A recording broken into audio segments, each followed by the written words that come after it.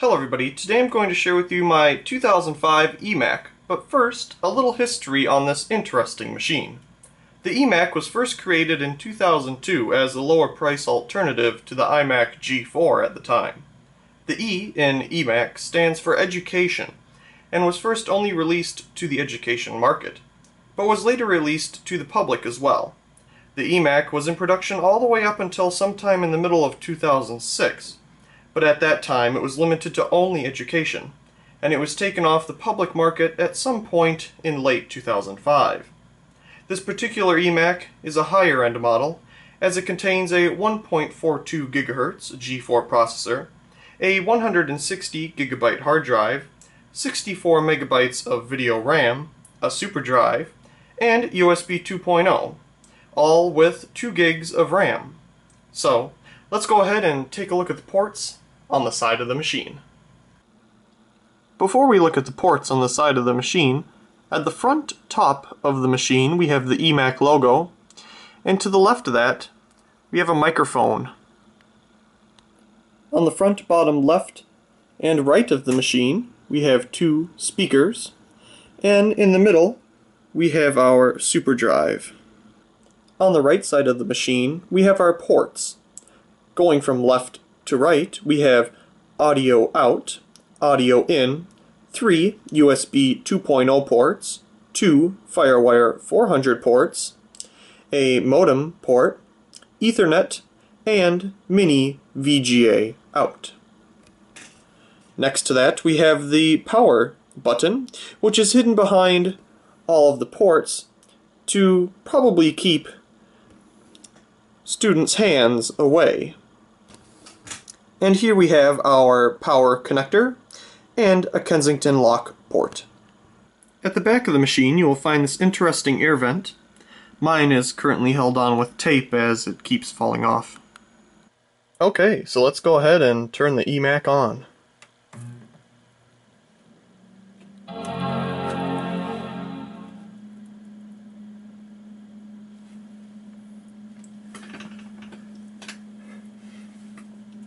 The eMac has a 17-inch flat CRT display, and this one is currently running 10.5.8 Leopard. It's actually a pretty snappy computer. It's actually really quick.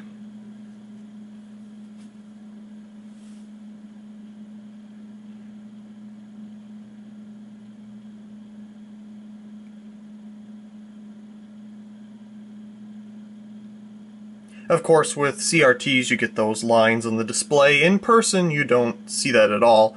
I believe the screen is working at 85 Hertz, I believe, with a screen resolution currently of 1024 by 768.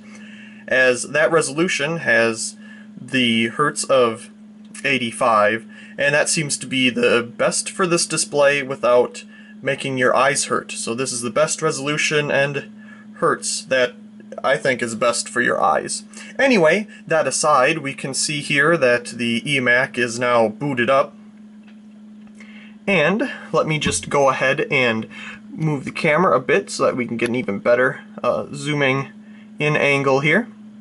Hopefully it doesn't focus in and out too much. If it does, I'm sorry about that. Okay, so first of all, let's look at the specs of this machine. We'll go up to the Apple and hit About This Mac. We can see here it has 10.5.8 Leopard. It has the 1.42 GHz PowerPC G4 processor, and I have 2 GB of RAM inside, although I believe only 1 GB is officially supported by Apple, but 2 GB works just fine. So let's go ahead and get out of that.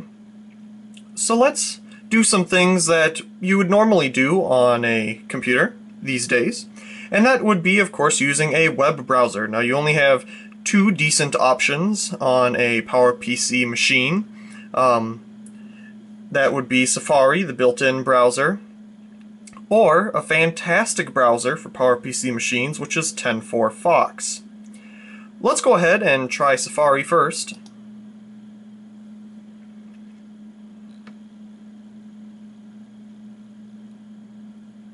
Of course, it boots right up to the Apple website.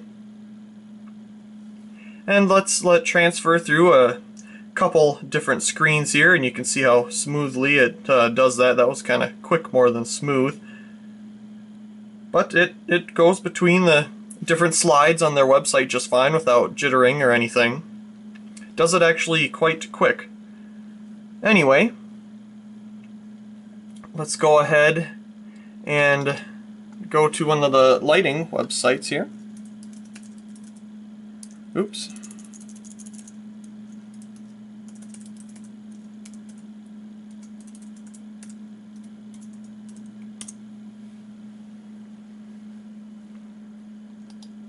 And you can see that just a normal website loads just fine. Everything works just fine. Scrolls really well too. There's no lagging in the scroll. It just does it. Now YouTube on this machine is a bit of a different story. Sometimes it works just fine and sometimes it doesn't. Of course, if you use Safari on this machine, you will get this error code here saying that it's no longer supported. But of course, you know, they'll try to tell you to get the latest versions of these, and none of them will work on the PowerPC anyway. But you can most definitely just click on the YouTube logo there and go right to the YouTube screen. Now, like I said, some YouTube videos will work just fine on this machine, and some are a little bit jittery. It all depends on what it is. So we'll try to get away before whatever this advertisement is here comes up. And I'm clicking on too many things, bringing up the little pinwheel of death there. So anyway, we'll go back to the Apple website here. But YouTube works, depends on the video you watch, I guess I can say. So let's go ahead and get out of Safari. Of course, one thing I skipped over is, of course, you have Finder down here for all of your folders and such. Now let's take a look at 10.4 Fox. This is a spin-off, or it's actually a build from Firefox that is made to run on the PowerPC architecture. And it looks and runs just like Firefox, and it's up to date as well. It's not up to date to the same version as Firefox, but it is up to date. And we can go to any website we'd like. We'll go to Apple's website here on this browser, so you can see what that looks like. We'll see if it transitions between these little slides on their front page here a little smoother, and there you can actually see the transition. Whereas with the old Safari browser, you didn't even get to see this transition at all. So again, we will go to one of the lighting sites.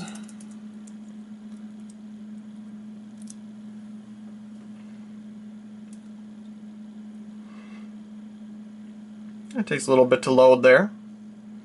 And you can see it works just fine here as well. Scrolls just fine, no lagging at all. And same story with YouTube on this. YouTube runs a little bit better in the 10.4 Fox browser, but of course it's a little laggy on some videos, and some videos it'll be just fine. Again, it all depends on the video that you are watching and what quality you want to watch it in. Usually lower quality is better, of course. So we'll get out of 10.4 Fox there. Now, to surf the internet, of course, you need internet connection.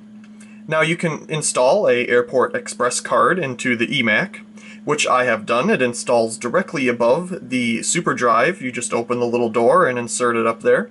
And of course, then you get Wi-Fi, which works with all of the newer security options that are out there. So you can connect to, you don't need a older wireless base station, I guess I can say. Any newer one will work just fine.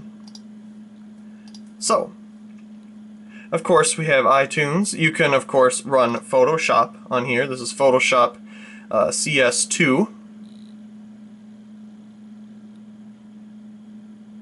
which runs just fine on this machine. It was made for PowerPC architecture anyway. Takes a little bit to load up, but you get it there, and there it is. So we'll quit Photoshop there. You can, of course, run Microsoft Office on this machine as well. Here I have Office 2008 for Mac. Of course, you can also run Office 2004, which is right here. Office 2004 works just fine, but it only works with the dock extension, for example. 2008 brought support for docks, DOC with the X at the end, so that I would say is actually still up to date because Microsoft still uses the .dox or any of the other extensions that have the X on the end now, where the older ones just had DOC. Of course, the new standard that we still have today is DOCX, for example. Anyway, let's go ahead and look at two of the most commonly used applications. Here we have Word. Again, this is Word 2008.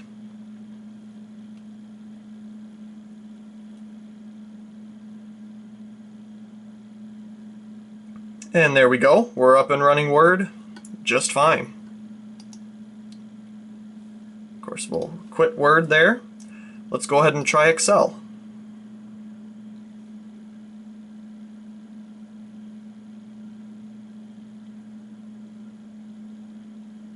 And there's Excel. Of course, if you don't like this standard spreadsheet configuration here that, I don't know, it just is for default on Mac versions, you can just change it down here in the corner to what you'd normally see. Anyway, all that works just fine as well, so we will quit Excel. And as you can see, there's a whole bunch of other applications as well that will run on the PowerPC machine as well. Of course, this being the eMac. Of course, there's Apple Works, if you like that older design of a word processor and other I believe there's other things as well built into Apple Works. Yep, there's spreadsheets and database and all kinds of other things.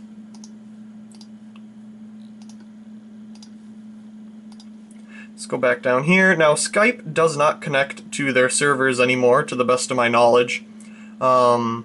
We've tried it, and sometimes it'll work, sometimes it won't. I don't think it does anymore, though. I think it's too old of a version to connect to the Skype servers. But anyway, everything on this eMac works just fine in 2016. And this thing is basically, probably I'd say a little over 10 years old. And I'm guessing this one was made after it was only for education in the early 2006 area there, as this came from a school actually. But I'm guessing it must have been a teacher's or something, because this is one of the higher end models, and I don't know why they'd have that for everywhere, as there were also lower end models as well. But I decided to take this higher end model. Anyway, I really hope you enjoyed this video of a look at the eMac. It's a great machine. I think the design is really cool, and it works fantastically. Once again, I hope you enjoyed, and also please comment, rate, and subscribe. And thank you very much for watching.